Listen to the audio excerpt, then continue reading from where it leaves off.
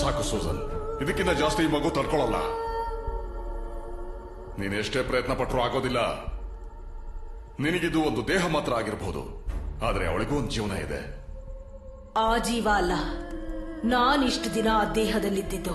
ನನಗೆ ಗೊತ್ತು, ಆದ್ರೆ ನಿನ್ ಜೀವನನೂ ಇವತ್ತೇ ಕೊನೆ ಆಗುತ್ತೆ ಸೂಸನ್. ಎಷ್ಟು ದಿನ ಆ ಹುಡುಗಿನ ಮುಚ್ಚಿಡಕ್ ಸಾಧ್ಯ? ನಾನ್ ಬಿಟ್ಕೊಡಲ್ಲ. ಯಾಕೆ? ನಿನ್ ಸೇಡ್ ತೀರ್ಸ್ಕೊಳಕ್ಕೆ, ನಿನ್ ಪ್ರತೀಕಾರ ತೀರ್ಸ್ಕೊಳಕ್ಕೆ ಅಲ್ವಾ? ದ್ವೇಷ ಸಾಧ್ಸಕ್ಕಲ್ಲ ನಾನು ಈ ಲೋಕದಲ್ಲಿರೋದು. ನನ್ ತಂಗಿನ ಒಬ್ಳನ್ನೇ ಬಿಟ್ಟು ಹೋಗಕ್ಕಾಗ್ದೆ.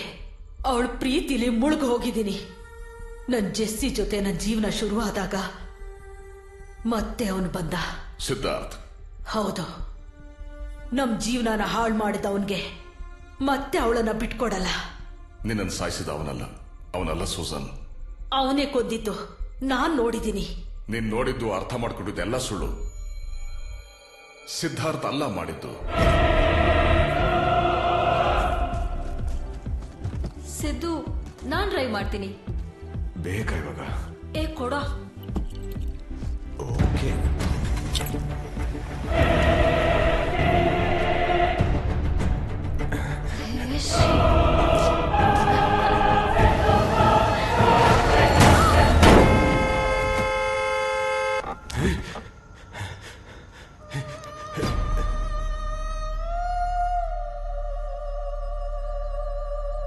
He was protecting her. Susan ಸತ್ತ ಮೇಲೆ ಇದನ್ನೆಲ್ಲ ಅವನು ಜೆಸ್ಸಿಗೋಸ್ಕರ ಮಾಡ್ತಾ ಇದ್ದ. He loves her lot.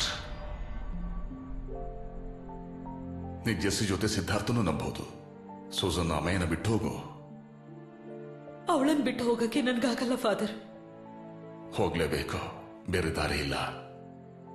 ಬದುಕಿದವರಿಗೆ ಸತ್ತೋರು ಯಾವತ್ತೂ ಭಾರ ಆಗಬಾರ್ದು. ಜೆಸ್ಸಿ ಮೇಲಿರೋ ಪ್ರೀತಿ ಮತ್ತೆ ನಿನ್ನ ಸ್ವಾರ್ಥಕ್ಕೆ ಅವಳಿಗೊಂದು ಜೀವನ ಇದೆ ಅನ್ನೋದನ್ನೇ ಮರ್ತು ಬಿಟ್ಟಿದೀಯಾ?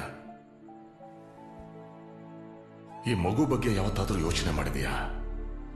ನೀನ್ ಇವಳಿಂದ ಕಿತ್ಕೊಂಡಿರೋ ಆ 11 ವರ್ಷದ ಬಗ್ಗೆ ನಿನಗೇನಾದ್ರೂ ಕಾಳಜಿ ಇದೆಯಾ? ಆಮೆಯನ್ನ ಬಿಟ್ಕೊಡು ಸೂಸನ್. ಅವಳು ಬದುಕಲಿ, ಅವಳು ಬಾಳ್ಲಿ. ಸರಿ, ನನ್ನ ಲೋಕದಲ್ಲಿ ನಾನು ಜೆಸ್ಸಿ ಮಾತ್ರ ಇದ್ವಿ. ಜೀವಂತವಾಗಿದ್ದಾಗ ಜೆಸ್ಸಿ ಮೇಲಿರೋ ಪ್ರೀತಿನ ನಾನು ತೋರಿಸಿರ್ಲಿಲ್ಲ. ಈ ಹುಡುಗಿ ಜೆಸ್ಸಿ ಜೊತೆ ಇದ್ದಿದ್ದು ಸ್ವಲ್ಪ ದಿನ ಅಷ್ಟೇ. ನನಗಷ್ಟೇ ಸಾಕು. ಪ್ರಾಯಶ್ಚಿತ್ತದ ಹಾಗೆ. ಫಾದರ್, ನನ್ನ ತಂಗಿನ ಕೊನೆಯದಾಗಿ ಒಂದ್ಸಲ ನಾನು ಮುಟ್ಲಾ?